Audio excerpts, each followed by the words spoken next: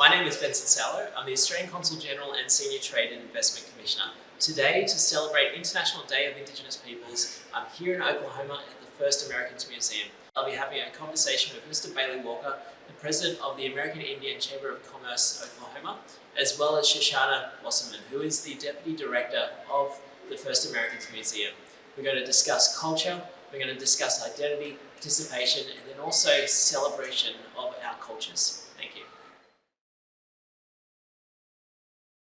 Bailey, as the President of the American Indian Chamber of Commerce right here in Oklahoma with the 39 different tribes, obviously business and economic development is an important driver for you and also the Chamber. I mean, what are some of the successes that you've been able to see?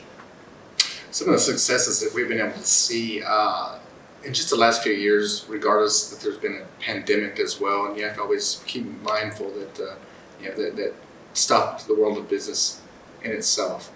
What we did as a collective group of organizations, meaning other minority groups, is we stayed together in an effort to combine with resources and know-how on how to stay afloat, if you will, through organizational development resources to help each other thrive in the midst of a pandemic. Some of the things that were generated from that is folks that were looking to other means of resources to begin either businesses, even in a downfall of a pandemic, or that allowed us to get more creative and innovative as a people. That some companies may have dissolved, but others thrive because of the fact they got creative innovatively. And this isn't just a Native thing, this is more of a minority thing as well in general, is the fact that Indigenous people historically have always been resilient. They persevered through many multitudes of negative opportunities that were presented. Having said that, how we've been able to connect and move forward with opportunities in the last couple of years, again, is collectively unifying our organizations with the minorities across Oklahoma to better resources for not only the Native American community, but the other minorities as well as a collective body.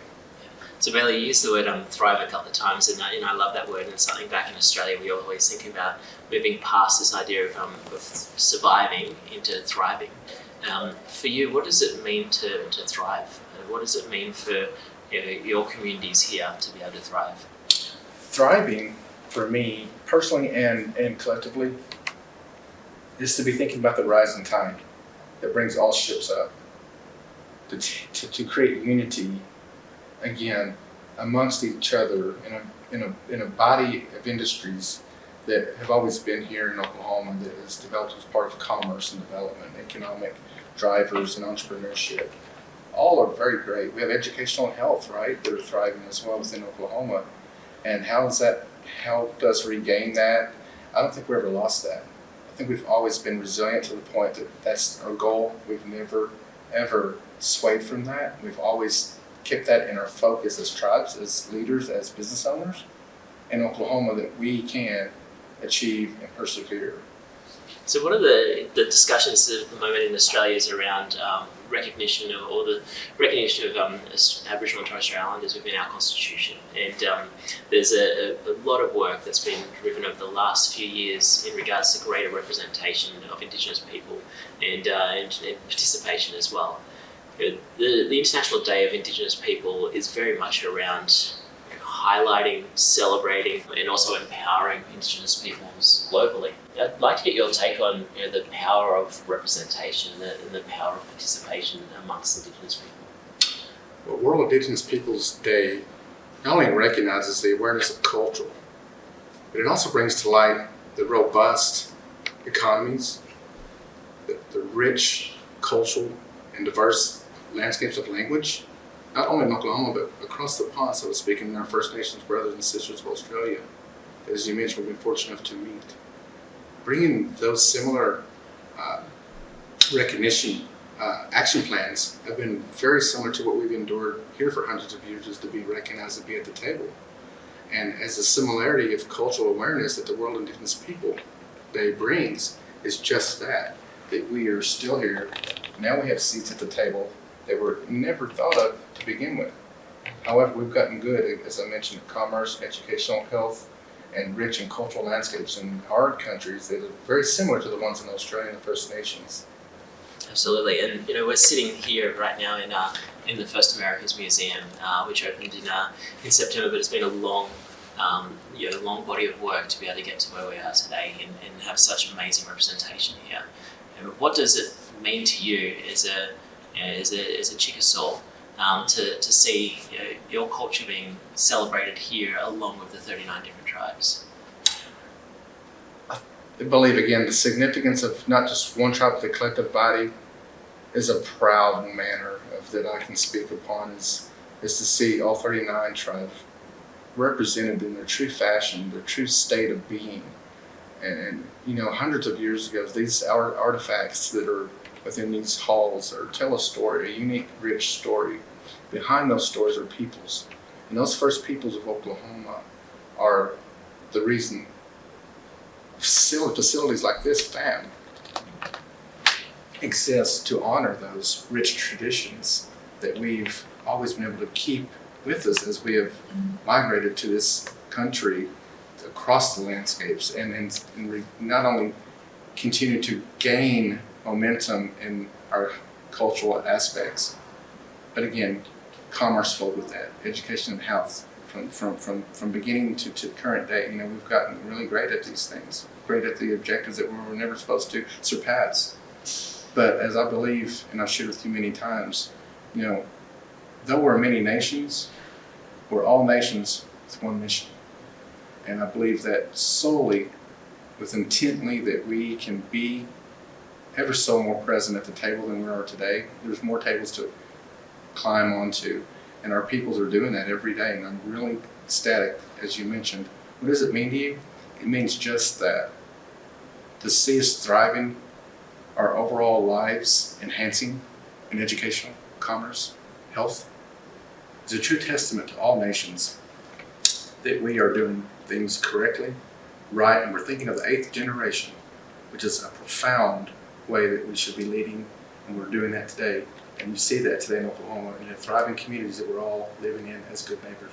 Yeah, that's fantastic. And Bailey, you also talk a lot about the connection between Aboriginal and Torres Strait Islanders in Australia and First Nations and Native American groups out here, and similarities, differences, but then also the common story around the impacts of colonisation, moving through that to surviving to thriving.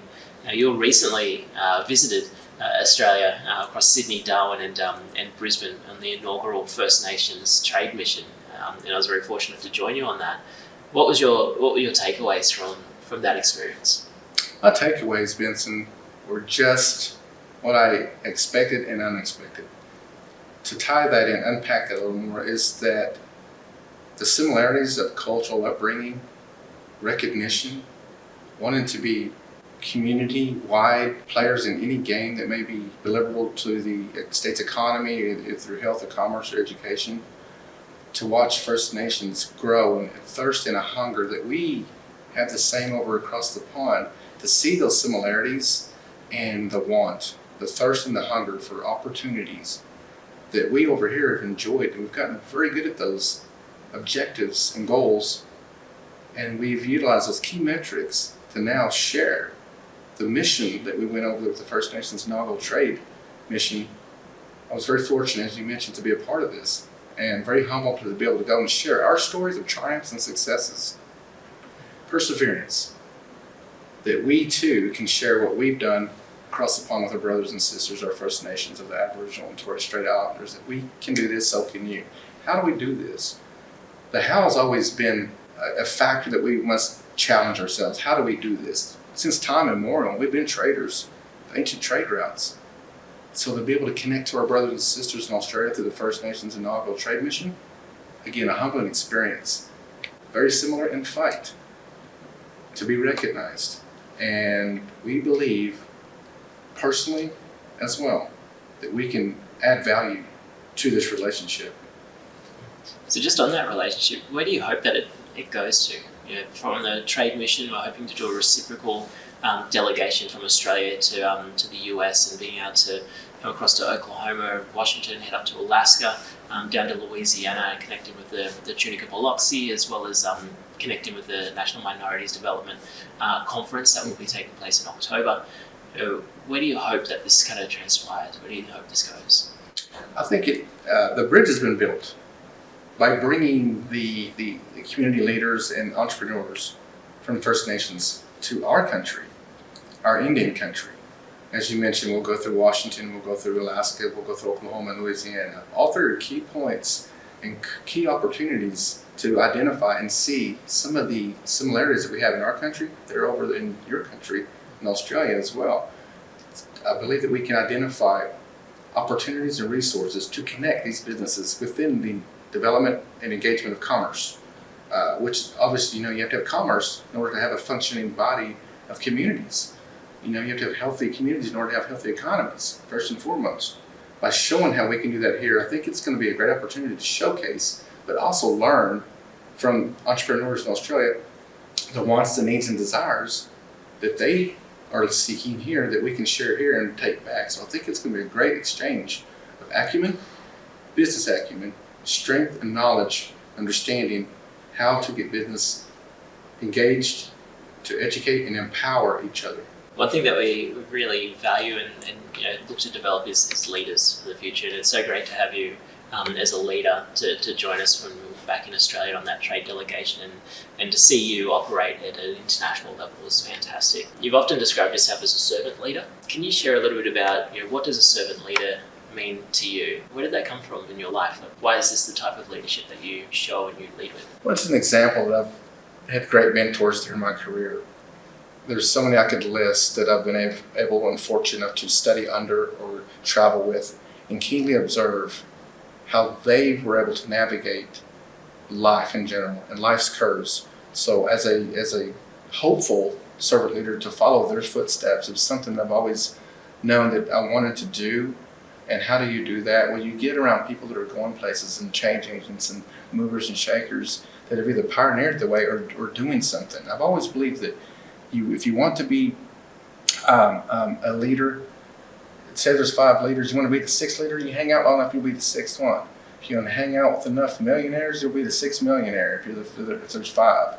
If you want, and it keeps going on. So the company you keep really helps you evolve and mold into what they've become. That's why you're with them. And so as I sought out mentors, they were very key in development of my career, and the career's still developing. To be a servant leader is to be a continual learner. As a continual learner, we need to always empower and educate others as well. It's a selfless approach. As the president for the American Indian Chamber of Commerce of Oklahoma, the role is just that. It's selfless. We have to be able to find resources for other opportunities for our membership, but other minorities and native businesses as well.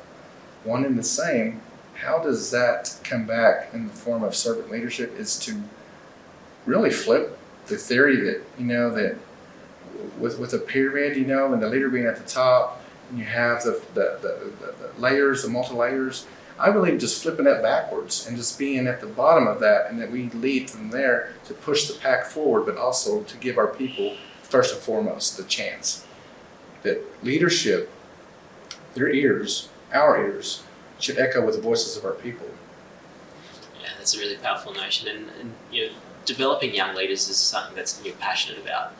What kind of advice do you offer a young person that's starting out their career, that is being earmarked to be a leader within their community, or wants or has that passion to be a leader in their community? What kind of advice would you actually offer them? I would say the advice I could give today, knowing what I know now, right, is to get plugged in. Find a worthy cause. It can be social entrepreneurship, or it can be just entrepreneurship in general that affects change. We need to be change agents for the 8th generation. I believe that every life has a purpose. There's hundreds of millions of people in the world, but every life has a purpose. How you find that purpose is how you live that purpose. I heard a comment the other day and it really stuck with me. Speaking of purpose is tribes, that we are only as sovereign as we act. And that's powerful, it's profound. And it's from a leader here in Oklahoma, and to be able to sit with those types of people and learn these statements, but not just statements, but experiences that they've lived through in order to share that with somebody like me is profound. Because there's also a mindset piece in there as well, right? Absolutely. And so how do you start shaping that, or setting your mind on impact?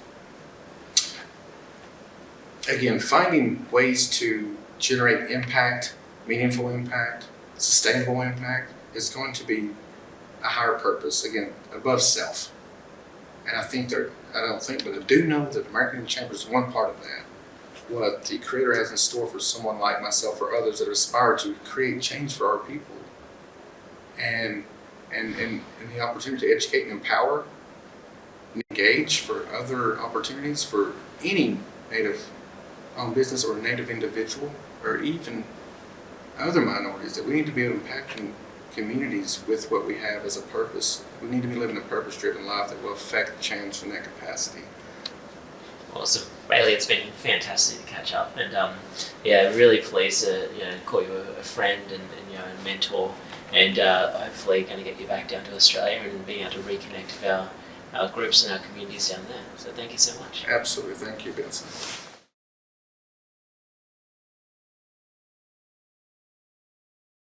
It's so beautiful to be here at the First Americans Museum. Can you tell us a little bit about the museum? Certainly, yeah, welcome, first of all. First Americans Museum celebrates the collective stories of the 39 tribes that are in Oklahoma today, many of which have always been here. This has always been Indian country. The Apache, Caddo, Tonkawa, and Wichita affiliated tribes have always called this place home.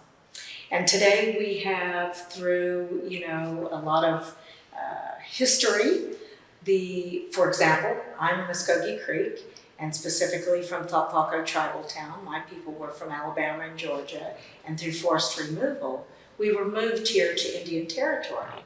This remembrance wall that we see behind us, it reminds us that people have always lived here. It also reminds us that many did not make it and survive on those journeys. And it celebrates people like myself, who are the descendants who were removed from other places and reestablished their homes here in Indian Territory and in now what we call Oklahoma. I love that it celebrates the culture that's today, and the descendants, and the ongoing continuation of traditional stories as well.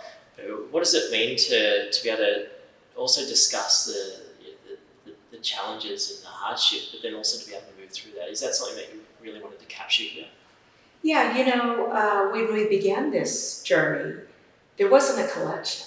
There was a collection of stories that needed to be told. And that's what was the basis for this museum. And so with the incorporation of Native languages and Native culture and knowledge that is being passed on from generation to generation, often through oral storytelling, that's what embodies this place. And so we gathered a group of individuals called the Knowledge Givers, and they counseled us as we were developing the museum. And we really developed the entire experience, whether it's the exhibitions or programming, through this idea of transmitting and continuing this cultural knowledge today in a contemporary setting. And that's a really wonderful way to kind of talk about this, the transmission and the continuation. In fact, the International Day of Indigenous Peoples theme this year is actually the role of women in the preservation and the transmission of traditional knowledge. And I'd be really interested to understand how is the First Americans Museum being able to do that? Well, one of the things that we always do is we recognize tribal languages first. So everything that you see in our galleries will always be presented in the tribal language first and then translated into English. We also, when we're looking at cultural materials, we're looking at what is the cultural significance of that item, rather than just the provenance of the item and how it was collected and the price. And also through our programming. We just finished our summer camp series, and we had lots of young people filling these hallways every day. And so there was a singing workshop with our young boys who were learning to sit around the drum and learning to sing powwow style singing. We had a contemporary Native fashion where we taught young ladies how to make shawls, and then contemporary fashions like painting tennis shoes and painting their own cultural stories and their own identities onto their, items. And so I think for me, as a female, it's so important because we're the life givers. And we carry forward that knowledge, with our future generations. And so many of our tribes are matrilineal, my tribe is, meaning that a lot of the culture is carried by the females. Not all of our tribes are that way. We have many patrilineal tribes, but always amongst our nations, there is a balance. And so there's a role for each. And everybody, through our clan systems, we understand our role in community and our place in this world. I love the description around being the carriers of knowledge, and often when you think about museums, you think about behind glass cases, and it's kind of frozen in time. I see what you've been able to do here and be able to tell that story and keep culture alive and evolving. Is that something that was really important for you to ensure that it's not just a frozen moment in time? Yes, because I think the misconception is that when people think of First Americans, they think of them in the historical past. So for example, in our Oklahoma exhibition, we dedicated one whole section to the historical part of the story, which is terribly important, but as important is this contemporary moment. And, as we look at the state today, we're great neighbors as nations. We participate and we actually alleviate the burden from the state government in so many of the services that tribes are able to provide, not only for its own citizens, but if we just look at the pandemic in this last, couple of years, the tribes were vaccinating at unprecedented rates, and not just their own members, but they welcomed anybody to come and participate and receive that benefit if they so chose. So I think, when we look at economies that are a little more recession-proof, or when we look at places that have really healthy quality of life, we can look at Oklahoma as one of those amazing places because we are part of the cultural fabric today. And that is really important, that we were not relegated to the past. Our cultures evolve. The continuum of cultures is as important to our story because we're all still here. Many of the items that you'll see in the exhibition were collected because they thought Native peoples would no longer be here. And of course, that isn't true. We're here, we're thriving, we're continuing to evolve culturally. And so that's the really exciting part, and we celebrate that every day at the museum. Yeah, it's such an important thing to celebrate. And in fact, you remember you mentioning to me a while back, earlier today, that you actually had the ancestors of some of the makers who actually come by and be able to touch some of the, well, I don't like using the word artifacts, but being able to use the cloth and some of the tools that their ancestors actually made. And so that continuation of culture. Was that a really special event to actually bring? That was incredible. So we have on loan cultural materials that were collected here at the turn of the century. In fact, made their way to Smithsonian National Museum of the American Indian. We have a wonderful partnership with them. They have this amazing collection, but they're not close to the tribes. We here are very close in proximity to the tribes, and so together we began to indigenize the way we think about those materials. Those materials were not created to be behind glass. They were created with love and with purpose and with spirit imbued into those items. And they were to be worn by our people for different reasons. There were ceremonies that were, taking place with these cultural materials. And so together, we welcomed those cultural materials here to First Americans Museum. We invited the descendants of many of the original makers, and there wasn't a dry eye. Can you imagine what it was like to put your hands on a coat that was your great-great-grandfather's, or a basket hat that the Modoc carried with them all the way from California and into the lava pits, onto a train, on a 40-mile trek once here in the state to where they currently reside, and to have a little girl touching that hat that one of her relatives made that journey with. So powerful. And I think what's important about that is it really communicates that this is a human story that we can all relate to. Indigenous peoples worldwide, have such connective tissue with one another. Things are so very familiar to each other.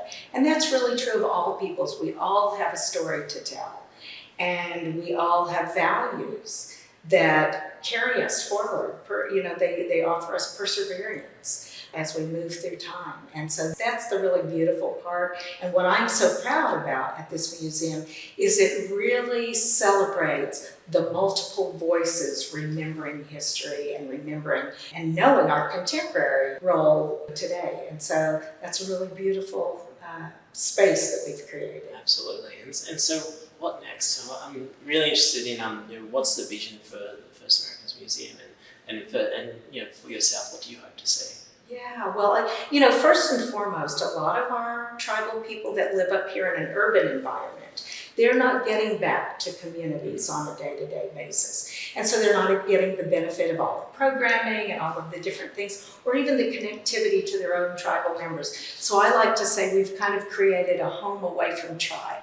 The people in this urban landscape have a place, and even though it's an intertribal environment, it's a place where we can all come together and celebrate one another, respect one another, whether you're tribal or not. And it's a very welcoming environment. So I love that about the museum, is how open and welcoming it is to all peoples. And, we have lots of growing to do. We have a family discovery center, which we're currently raising funds for to finish that. It will be a very different kind of experience than the gallery exhibitions that are on display now. It's really fostering that connectivity between, the little 3-year-old and grandma who's 103 to come into a space and it's a very experiential space. We have another space planned where we will bring changing exhibitions. We'll originate shows that can travel all over the country and all over the world, quite frankly, and we'll welcome other shows so that every time somebody comes back, there'll be something new and fresh. And we have just begun to hit our stride. This is only our first year. And in fact, it isn't quite a year. It will be a year in September. And so we've tried out all kinds of programming this year, and we'll continue to grow that over time. And so I'm just really looking forward to all of the possibilities that we'll dream up in the future, and all of the people that we'll welcome and share our human stories with. Absolutely. No, thank you so much. It's such an honour to be here and to be able to tour through the museum and the displays. It's just been really, really powerful. So thank you so much. Well, thank you, and we just really appreciate you including us.